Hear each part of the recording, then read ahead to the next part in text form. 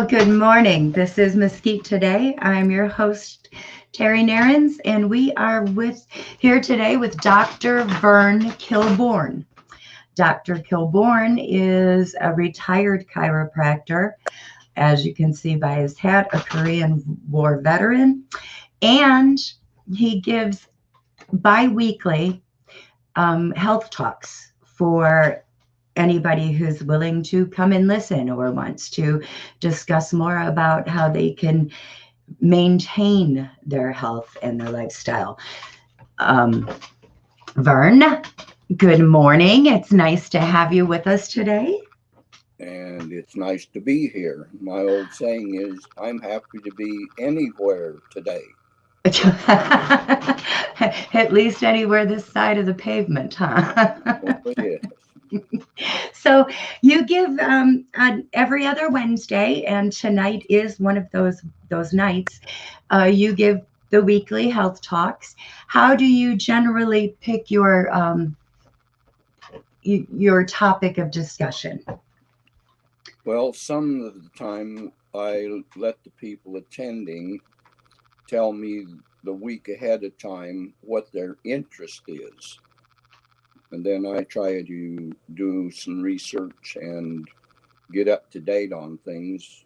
It's been a long time since I really got into a serious study mode.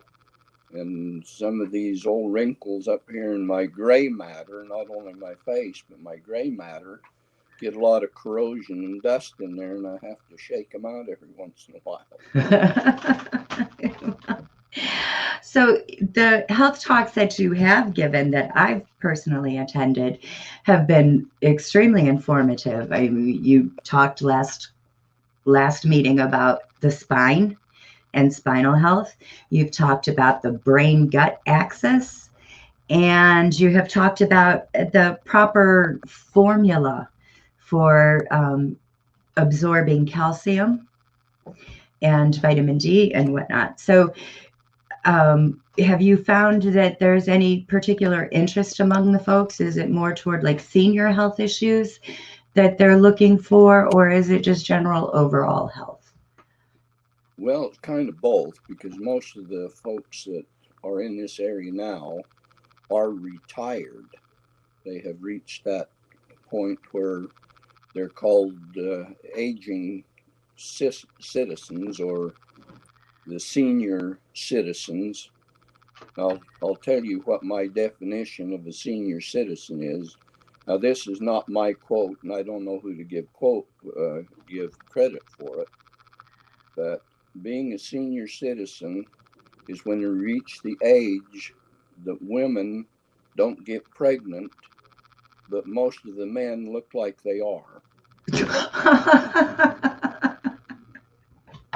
Isn't that the truth? That doesn't make a lot of people happy, but it's all in fun. I'm not poking fun at anyone, and certainly don't want to offend anyone unless they deserve it.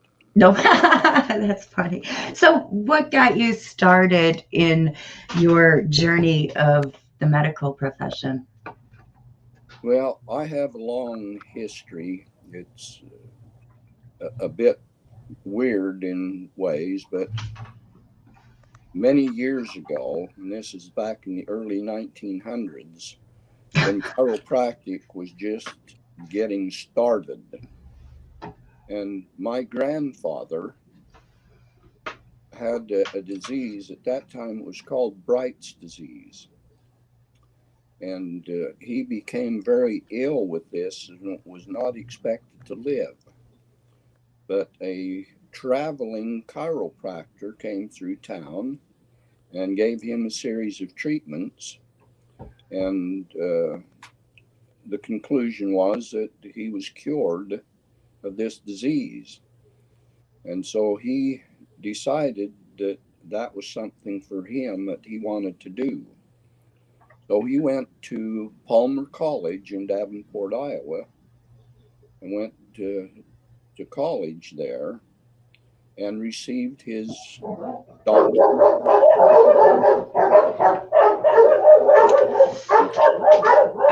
I can't hear you, Vern. There's some dogs barking. Yeah, hang on a second. You keep talking. I'll get them. Yeah. Knock it He off. received his degree as a doctor of chiropractic and came back to Utah and started to practice, Okay.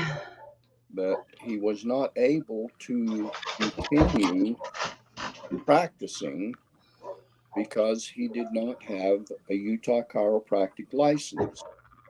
During the time that he was getting his degree, they passed the Utah state law that said that you had to have a minimum of a high school diploma in order to be a licensed chiropractor. Well, they didn't grandfather him in, but he only had a third grade education. Now, that doesn't mean that he was by any means not very literate, because the time that he grew up, that was common to just go to the first three grades of school, because all you needed to know really was how to read and write. Because it didn't matter, a cow was going to give just as much milk if you had a doctor's degree or if you didn't. So those degrees didn't mean a whole lot. And at that period of time, you could also become a medical doctor by just going and performing an apprenticeship. So all those years, my grandfather was not able to practice legally, but he gave hundreds of people treatments over the years. He died at age 87, and just 6 months prior to his death, he was still giving chiropractic adjustments to people. So I grew up under chiropractic. So as I graduated from high school, I just had decided I did not want to be a farmer the rest of my life because it was too difficult, it was too competitive. Only the large farms were surviving. Most anyone else that had a farm less than about 200 acres had to have at least a part-time and most of the time a full-time job to feed their families. So I did not want to go there. So I was drafted into the United States Army during the Korean so-called conflict, and I was able to get the GI Bill. So I decided I was going to put that GI Bill to good use, even if I had to put it towards becoming the world's best ditch digger. So that over the course of time, and just prior to my being released from the military, I decided I would go and try to become a chiropractic physician. So there was a time when chiropractors weren't acknowledged. Can you tell us about that? Oh, very much. And that's even the case as of today in many cases. Many people are not accepting chiropractic because of the propaganda that was started by the AMA back in the 1960s, 70s, and into 1980s. And I lived through that period of time, and I'm not finding fault here at all with any medical practitioners, the individual physicians. But during this period of time, the AMA, as a political organization, set out on a program to not only limit but totally destroy the chiropractic profession. Now, I'm not just making statements here just off the top of my head, because this campaign that they had went worldwide. It wasn't just in the United States, it went worldwide. And if anyone is really interested, you can look back through the court records, because this campaign was finally halted because 5 chiropractors out of Chicago filed suit against the AMA, and it was in litigation for 16 years. And it finally went clear to the United States Supreme Court. So if anyone thinks that they can question what I'm saying, then get off your duff and look at court records, because it's there.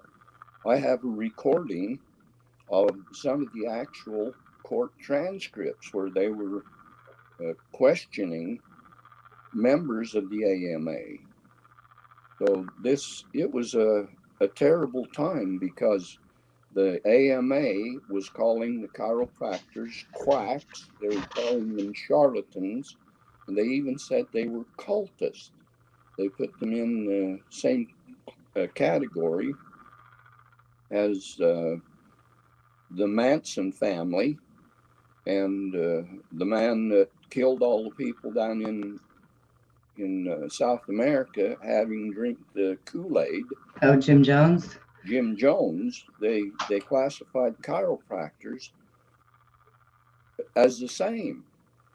And at that time, a medical doctor had to be a member of the AMA in good standing. They were totally in control of the profession. And so in order to join the AMA, in their documentation, now I'm paraphrasing this, I had a copy of the application at one time, but over moving so many times it's been lost. But paraphrasing it, it said in the document that in order to join and maintain membership in the AMA, you agreed that you would not associate yourself professionally or socially with any person, group, or organization not recognized by the AMA.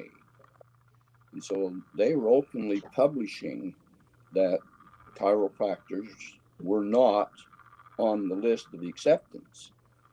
It was even to a point that a medical doctor could not be in the presence of a chiropractor, even socially.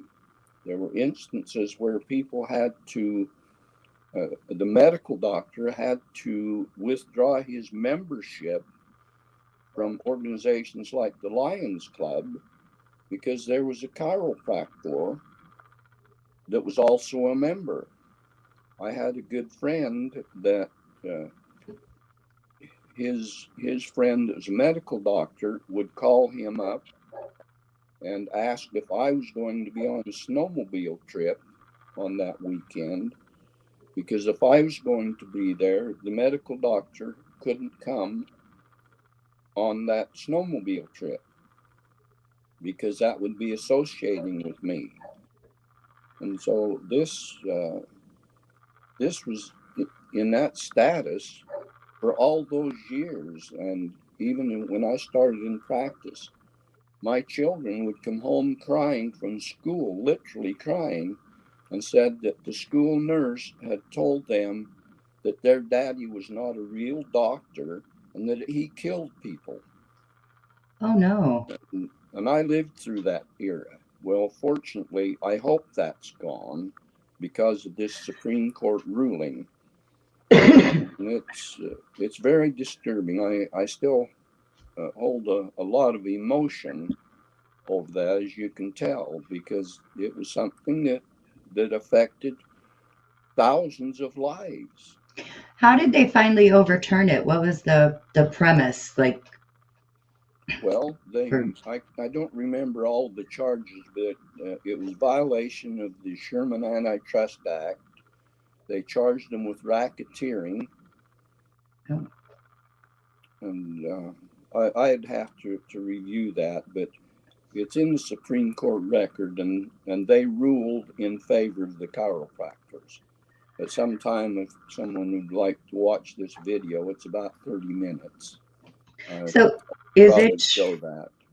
is it true now that I mean, before the doctors had to be members of the AMA? That's not the case anymore today, is No, it? there's probably less than half of the medical doctors now that belong to the AMA. So what is the AMA really there for? What do they do? Well, I'm not sure. A medical doctor would have to answer that, because I've never been in that realm where I was privy to what they really do. It has to do with, I guess, funding, getting funding through Congress and state legislatures and things. It's a political organization. So chiropractors still to this day are not allowed to be members of the AMA, or are they recognized enough now? Chiropractors have never been members Never, of the AMA. No. still And not.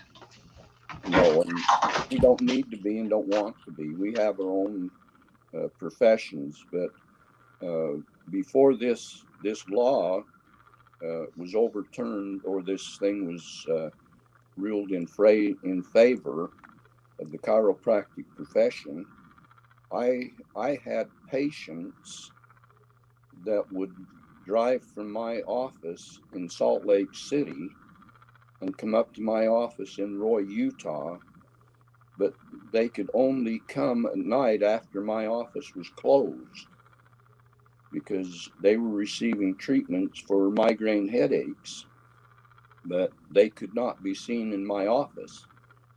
And so their husbands knew that they were receiving good care, and it was keeping their migraine headaches under control. Now, I'm not advertising here that chiropractors are going to cure everybody that has migraine headaches. You determine what the cause is, and then you go to the cause and get into the prevention mode. That I had one of the medical doctors themselves talk to me, and we were on first name basis, and he said, Vern, I have access to any kind of medication available in this whole world. And he says, the only thing I can do to help my wife is to give her a shot that puts her out for 12 to 24 hours. Mm. He says, since she's been coming here, she just doesn't have the headaches anymore. And I examined her and determined that it was a spinal problem, and it was involving the first two cervical vertebrae, the atlas and the axis. And so I was able to palpate those areas and show her where it would be tender when those two vertebrae need to have alignment. And so anytime that area would start to get tender, then she and the other lady usually would come together, and I would treat those areas and prevent the headaches. That they had to come at night when my office was not. On the down low and in total secrecy. Yes. That's wild. That is wild. So you were forced into retirement. Would you care to tell us a little bit about Well, that? it interesting involves the medical professions that I happened to know. I was in practice for 17 years, but I went through a nasty divorce, and I won't get into details there. But for activity, I decided to take up hang gliding. I had been a licensed pilot for airplanes for many years, and I decided I'd like to try hang gliding. So I did, but as a result, to avoid having a mid-air collision, I made a turn with the hang glider, flying too slow, and the hang glider dropped out from under me. And so I fell about 75 feet and went in the side of the mountain. I shattered the bell helmet that I was wearing and fractured 2 cervical vertebrae in my spine and almost pulverized my right arm. Well, I was hauled away to the hospital, and they didn't know if I was going to live for a while. And then in a series of tests at a later date, they determined that I had enough spinal cord damage that I probably would never walk again. And I'll give you a little story about what happened in there. I, of course, went through the depths of hell when I was finally told that I probably would never walk again. But at the period of time that I had this accident, this was in the later 70s. It was in September of 1977. At that time, MRIs and CAT scans were just coming into usage. So the only thing they had to determine very much spinal cord damage was with a myelogram. And anyone that's familiar with a myelogram knows that this is not a very pleasant thing to do. That they were supposed to do the myelogram in my room with a portable x-ray unit. Well, after they injected the dye into my cerebral spinal fluid, then they determined the x-ray unit wasn't working.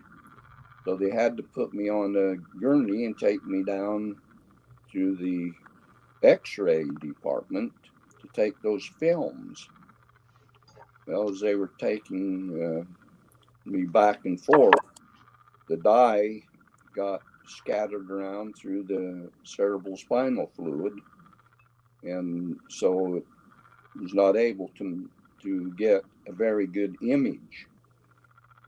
But in the process of taking these x-rays, they had me on my stomach, because I was still paralyzed at that time, couldn't move, but they had me on my stomach and on a flannel blanket. Well, when the nurse was trying to get this set of scissor stretchers that it came from each side of your body underneath with these rods and closed underneath your body. Well, she was trying to get them underneath there, didn't know it, but part of the flannel blanket was between those rods. So she kept slamming these rods together to try and get it to catch. And she says, "Oh, why won't this thing close?" And I says, "Well, it won't close because you have my penis caught between the rods." Well, you talk about instant mayhem. At that time, I owned half of the Holy Cross Hospital in Salt Lake City. But Dr. Powell, the neurosurgeon, happened to be a very good neurosurgeon, took control, and he says, "Damn you, Vern." He said, I know that isn't what happened. You're not that big, and besides, you wouldn't have been able to feel it anyway. So I really wanted to laugh, but my head was hurting so bad that all I could do was kind of chuckle a little bit. But anyway, the MRI was really botched. And right to this day, I have remnants of that dye in my spinal column. I have a big pool of it right at the foramen magnum. and several spaces down where the vertebrae were fractured and ticked and tore the arachnoid covering of the spinal cord. And then I have another pool down in the lumbar area by the what's called the cauda equina, and that's a source of inflammation. They get inflamed periodically and give me a lot of discomfort. But you are no longer paralyzed. No, And it was a long thing, and so the day that I was told that I would probably never walk again, preparations were being made for me to go to a military installation in Colorado and spend the rest of my life there because of this divorce. I My immediate family literally hated me. I had 7 children at that time, and so the 4.5 months I was in the hospital, 2 of my children came to see me one time. And that's the only communication I had with my family. My former wife came to visit me once, and the first thing she said when she walked in the room is, "Where's my alimony and child support payment for November?" oh And no. here I was laying there paralyzed and couldn't even blow a fly off of my nose. And she was wondering where her alimony and child support payments were. But Well, that's good riddance to that's that person. history gone. But I was really in the depths of hell at that time, and I went through that why me and this whole bit. But I remember very distinctly it was Halloween day, and the nurse was feeding me breakfast. And I don't know what her religious philosophy was, but she was certain that on Halloween day, any spirits of the people that had died in that hospital came back and were walking the halls in the hospital on Halloween day. So she was looking out the doorway and under the bed and in the corner of the room and looking for spirits, and wasn't paying attention to me feeding me breakfast. And at that time I had a full beard and mustache, but by the time she got finished feeding me breakfast, she had oatmeal in my eyebrows, she had oatmeal in my beard, down my neck, and even oatmeal in one ear. And I screamed inside loudly inside my body, and I said, "By the God above, I am not going to live this way. Either I'm going to get up and walk out of this hospital, or I'm going to find a way to kill myself." Hmm. I was just absolutely devastated. So from that point, I started concentrating on trying to get something to move.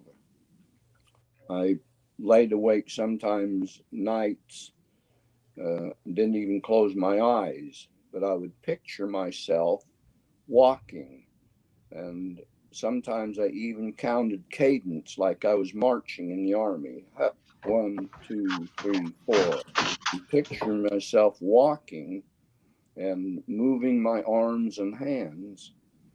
And it was probably about 6 weeks later.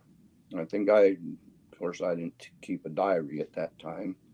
I don't know how you keep a diary. I couldn't even move anything except my mouth and the upper part of my lungs. But anyway, I just had this in my mind that I was going to make something move. And so one day I happened to feel that, is a toe moving? And it was a big toe on my left foot. So I asked the nurse, I said, did my big toe just move? Did I just move my big toe? Well, she let out a scream that echoed down through the halls, and her expression was, Doc can move. Well, from that point, then they started doing physical therapy in earnest. Prior to that time, there's not very much done because the philosophy at that time was if you were a chiropractor or a quadriplegic, that your life expectancy was 5 to 7 years. It didn't matter what you did, you'd die of renal failure, or a lot of times quadriplegics die because their body temperature goes out of control, and they die of a high fever. And Why it's, does their body temperature go out of control? well, because it's not under control of the nervous system any longer. It's one of those things, and uh, I'll mention the day that my former wife came into the hospital and expressed about where her child support and alimony payment was. It put me into such a distressful mode that my body temperature went out of control, and they had to pack me in ice for about 24 hours to control the temperature. Well, she was ordered out of the hospital and ordered not to come back, or they would arrest her for trespass. They put a restraining order on her. But anyway, that's back to somewhere I didn't want to go. But then after they started with the physical therapy and occupational therapy also, one of the first things they did is put me on a slant table.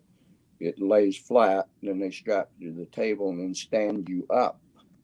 Well, in just a matter of minutes, because the circulation and everything had been not working like it was supposed to for that several months, my feet would, in just a matter of minutes, balloon up and swell. So I could only stay that way for a period of time, and they'd have to let me back down.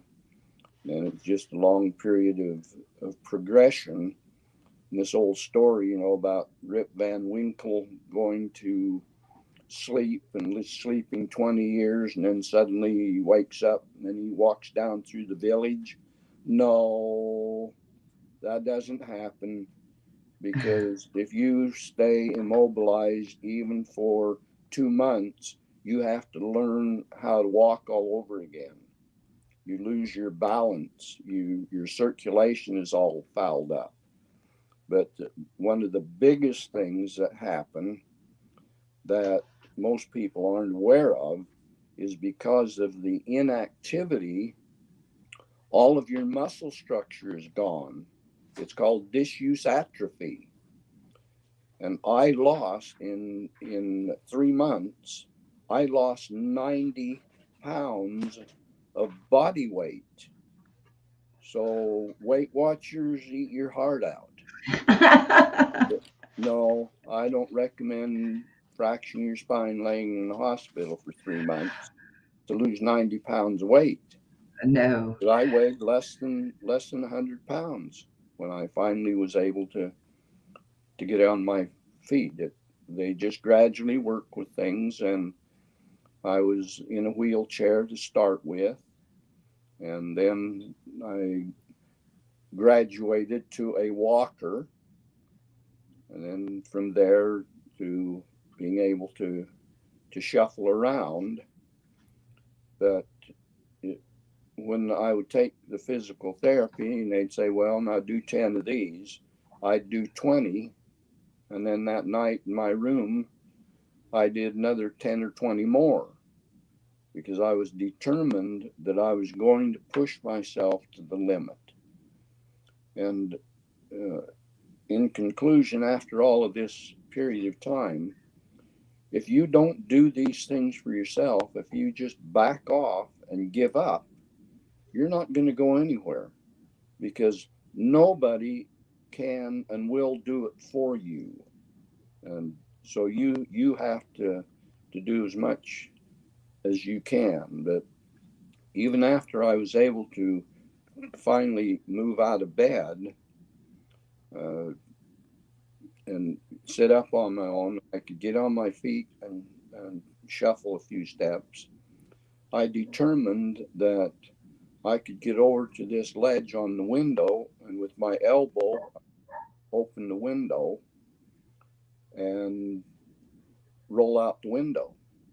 I was on the fifth floor, and I could see the top of pine trees on the edge of the building. And I thought about going out the window.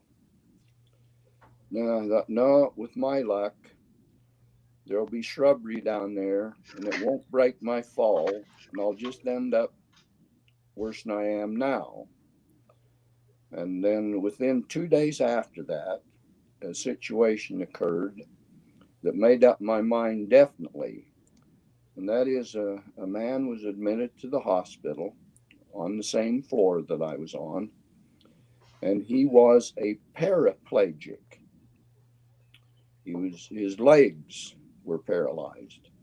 Well, he had been in the hospital 2 years earlier, and they had treated him, and they had fit him with braces and build up his arm muscles and upper torso so that he could get in the wheelchair and he could put on his own leg braces. And then, with the help of crutches, he could get up and actually move around. Well, he had a live in girlfriend that got greedy and started taking his disability checks and cashing them and using them for her own use. Well, he got discouraged and depressed, so he decided he was going to kill himself. So he puts a pistol up to his temple, pulls the trigger, but he should have studied anatomy first, because he didn't get the gun back far enough on his skull. So the bullet just went through his skull and severed both of his optic nerves. So now he was not only a paraplegic, he was a blind paraplegic. I said, there's Wow. no way am I going to do that. I'm going to either get out of here and get mobile, or I'm going to find a way to do it right. But things just progressed to the point that uh, I decided I'm going to make this thing work. One of the problems that I had with physical therapy is because this right arm that uh, was shattered so badly had been in a full arm cast for 16 weeks, and there was absolutely no healing. There was still, everything was non-union fractures, and so they wanted to amputate my arm just below the elbow. And I said, no, I don't really want to do that. What are the alternatives? They said, well, we can go in there and put in these things they call European plates, and we can stabilize the bone. And what these plates are, it's like you took a piece of tubing and split it all the way down the middle. Well,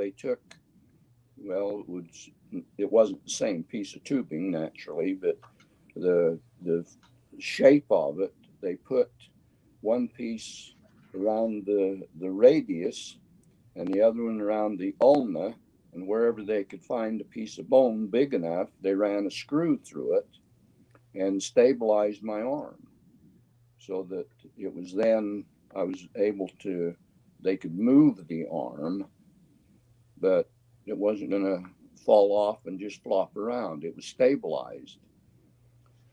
So this happened, but I'll just throw this in as item of interest. All of those fractures did not heal for a long, long time. Several of those fractures went between 7 and 8 years before they finally healed on those fractures. And I've had orthopedists say, oh, that doesn't happen. You can go up to 2 years and then it's never going to happen. Well, it did. And I had x-ray evidence of this because I went to a orthopedic friend of mine periodically. If I fell down, which I did a lot, uh, and banged on that arm because I couldn't, my hands are so twisted that I can't catch myself with my hands. So I'd have to fall on my elbows and my knees. And so I was wondering if I ever pulled any of those screws loose. And so I'd go into this orthopedic friend of mine and he'd check everything over. No, everything's fine. But I had this evidence of non-union fractures for that period of time. So one day I went to the VA for my annual VA physical, and they were curious when I mentioned about these x-rays.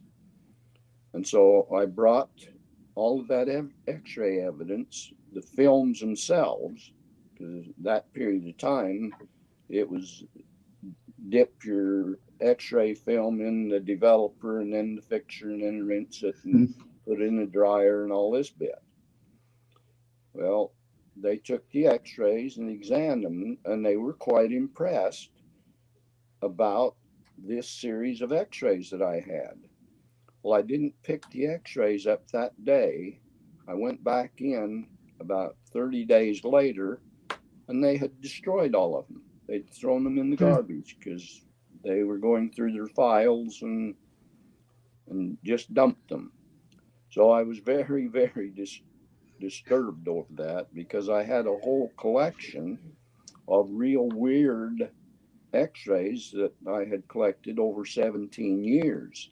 Some of them extreme scoliosis, people that had hip implants, shoulder implants, and some of the films that I showed in one of my lectures about a man that had a piece of steel lodged in his head. Talk about that. Let's talk about that. That was fascinating. Thousands of those, but I had a whole series of these. I'll just mention one more that I had. It's a lady that was 45 years old, came into my office because she said she'd had trouble dancing lately. Well, I determined later that she had had a hip dislocation, femur dislocation on both legs, probably when she was born. And because when the femur heads resettled and it was halfway up the innominate bones on each side, it had formed a brand new socket there. It wasn't deep like the acetabular cavity was, but it had made itself a brand new joint there.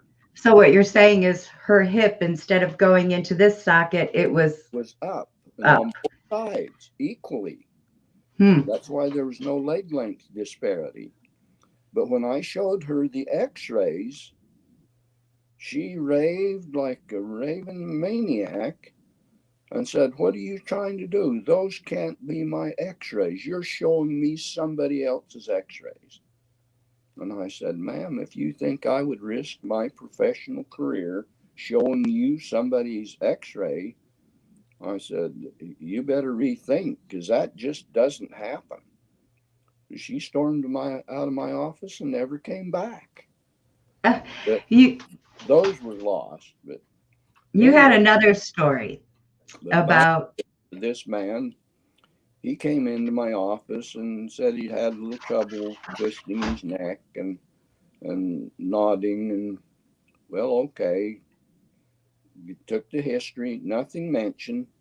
So I said, there's something wrong here because we don't have any mobility here like we're supposed to have. And I did an x-ray all patients that came into my office. I didn't believe in it. But anyway, I took x-rays. I took the series and what they call the flexion extension series of x-rays. And so while I was just checking the contrast in the films in the darkroom, I could see there's something radically wrong here. Because here were these uh, pieces that I assumed to be metal because the size and shape perfectly round and all of them the same length on the different views that I took. So I went ahead and processed them so I could put them up to dry. But at that point, I was getting more angry all the time because I'd had someone come in my office several weeks earlier trying to set me up for a malpractice suit. Gave me false name, false address, and false history, and I happened to have a register that I could look up addresses and match it with phone numbers, and nothing matched. And so I almost literally threw him out of the office. I came close, but I thought this is maybe the same thing. And so I went out and confronted the man. And I says, "Why are you in my office? Are you trying to set me up for a lawsuit or some sort of malpractice? What are you talking about?" Very defensive. I says, "Well, it looks to me like you've got a couple of, or at least one chunk of steel in your spine there, your cervical spine." And I said, "It didn't get there from any Sunday school picnic that you attended." And I says, "Unless it's a lot different than any Sunday school picnic I ever went to." "Oh, yeah, I remember now. Yeah, there is a chunk of metal in there." He says, "It's been in there for 37 years. Oh my "Oh, gosh. really? And you forgot to mention it." "Well, yeah, I did." He says, "It's just commonplace." So I said, "Well, now tell me the rest of the story, and let's how it got there and see how we're going to proceed here." So he proceeds to tell me a story that as a teenager, he was age 17, and he decided he was going to make himself a zip gun. Well, a zip gun is you get a piece of tubing, and this was a brass piece of brass tubing, and the diameter, inside diameter, was a quarter inch. So he needed to plug the end of the tube. So he goes out to an old 1934 Ford that was tipped up on its side, took a hacksaw, and sawed off 2.5 inches of steel brake rod. Takes it back in, drives it in this brass tubing to plug the end. Well, just in front of where the tube ended, he drilled a little hole, and then he proceeded to tape or baling wire some kind of handle on this tube.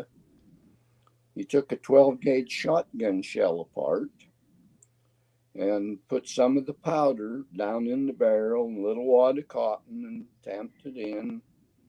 And then some of the BBs, another little wad of cotton.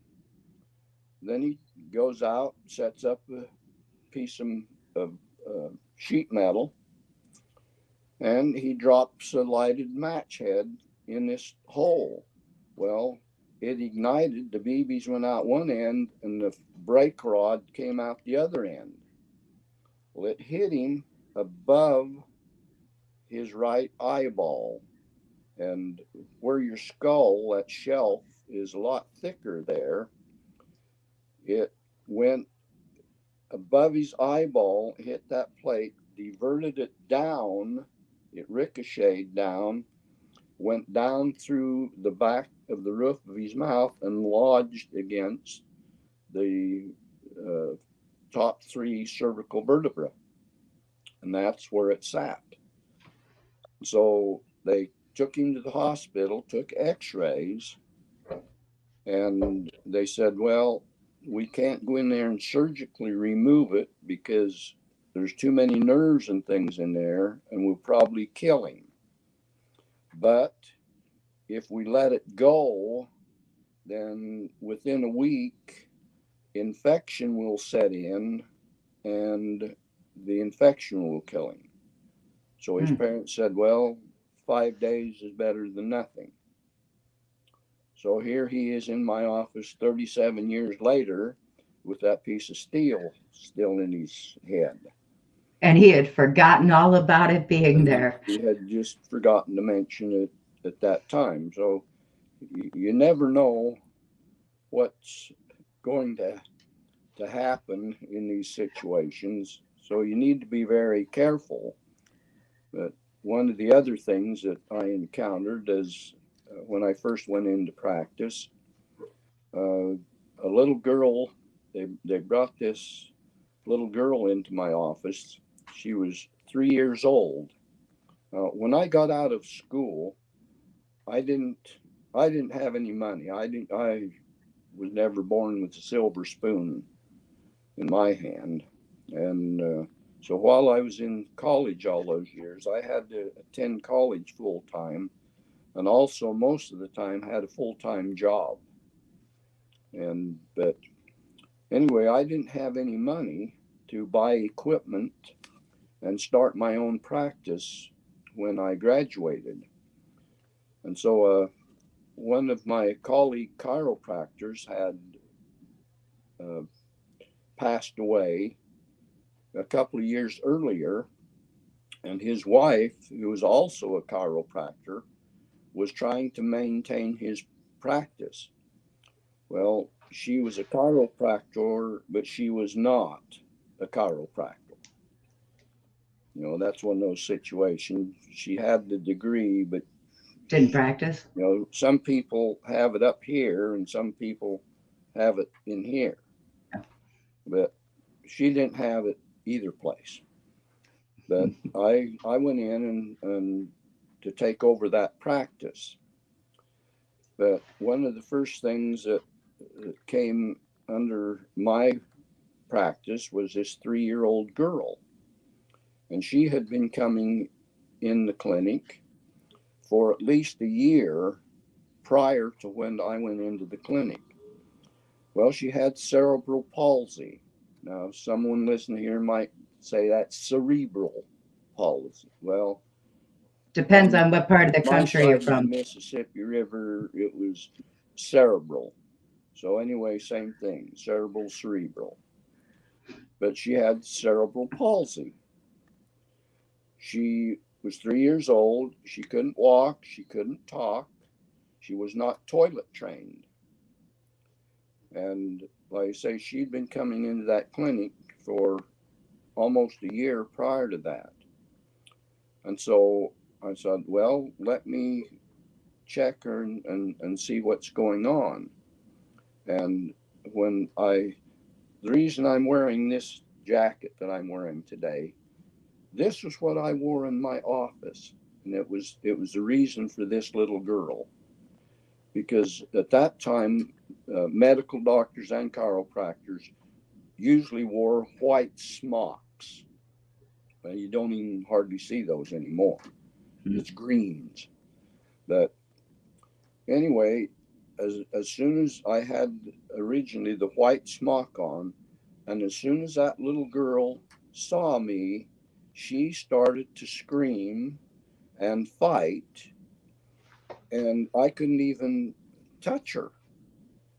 And I said, well, what's wrong here? Haven't you adjusted this child before? Oh yes, but we just hold her down. Well, duh. How can you adjust somebody when they're screaming and kicking and all sorts of things? And I was just dumbfounded that this is wrong. So after that, I had the mother bring the child into the clinic 3 or 4 times a week. And I always put on bright, colorful shirt of some sort. And I finally got the young lady, this child, so that I could take her in my arms and hold her and carry her around. And I even drove 30 miles one way into Salt Lake City to buy some very special oatmeal raisin cookies. And I bought those specifically for her. And I would give her one of these oatmeal raisin cookies because they were made with honey and not sugar and all this stuff they throw in things now. Looks like a toxic waste dump when you read the ingredients. But these were handmade oatmeal raisin cookies. And so I would give her one of these cookies to eat and carry her around. And so while I was carrying her, I was palpating her back and trying to find out where the problem was. And I finally got her to a point that I could manipulate her back. And she could understand what I was saying, even though she wasn't at that time talking. And so I would tease her and tell her, okay, now you have some popcorn in your back, and we're going to find it. Now you listen and see if you can tell where the popcorn is.